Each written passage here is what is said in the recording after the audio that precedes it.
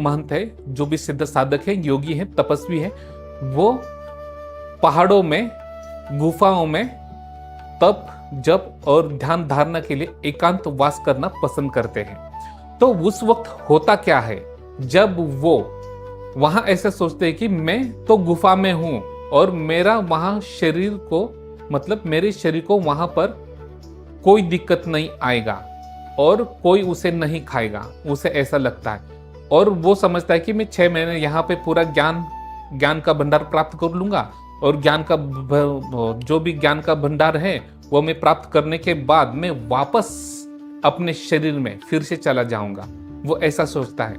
परंतु बात ऐसी होती है, जब वो वापस आने की कोशिश करते तो किसी को आने के लिए रास्ता ही पता नहीं होता। क्या पता नहीं होता? उन्हें भीतर जाना आता है अंतराल में, परंतु उस अंतराल से बाहर निकलना उन्हें मालूम नहीं होता और वो वही रास्ता ढूंढते हैं कुछ लोग। और कुछ लोग क्या समझते हैं मालूम क्या?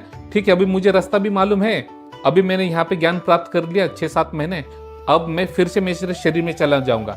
परंतु जब वो शरीर को देखने के लिए वहां आते हैं, तब देखते हैं यहां तो गुफा था, यहां तो मेरा शव था, फिर अभी ये शव कहां चला गया?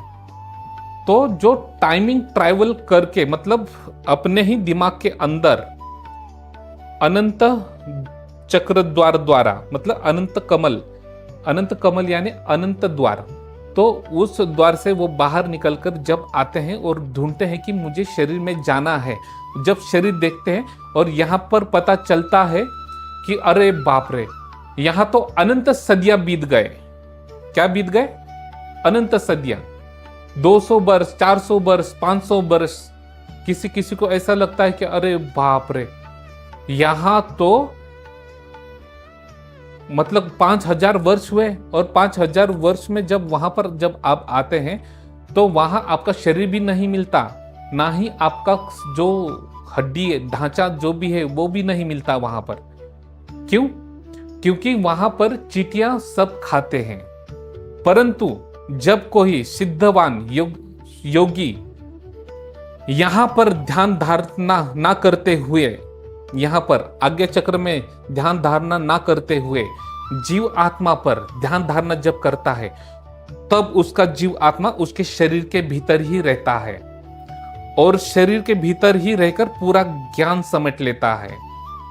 क्या समेट लेता है? पूरा ज्ञान समेट लेता है।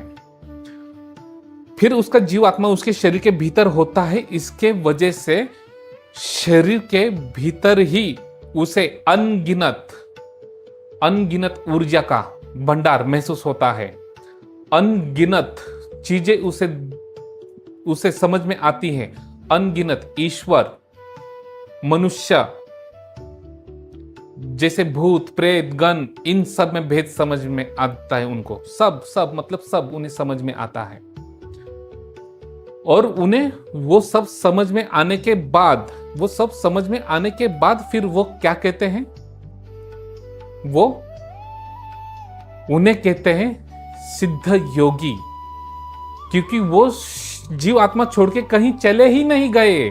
उन्होंने बस ढूंढा कि जीव आत्मा कहां है, तो जीव आत्मा शरीर के भीतर है। तो वो शरीर के भीतर जो वास कर रहा है कि वास्तव में वो कौन है, आप उन्हें क्यों नहीं जानते?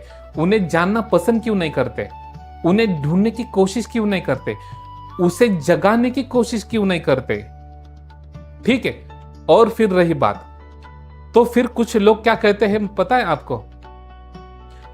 जब वो जीव आत्मा पर ध्यान केंद्रित ना किए बिना आज्ञा चक्र में जब केंद्रित करते हैं तो वो भटक जाते हैं।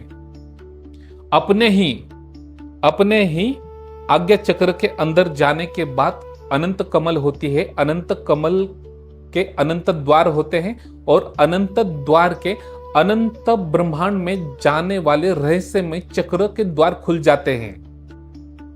यह रियलिटी है कि वहां जाने के बाद कुछ योगी भटक जाते हैं और जो योगी वहां जाकर पूरा ज्ञान प्राप्त करता है, उनमें से आप ऐसे समझ लीजिए कि जिसे पूरा अपने शरीर की रचना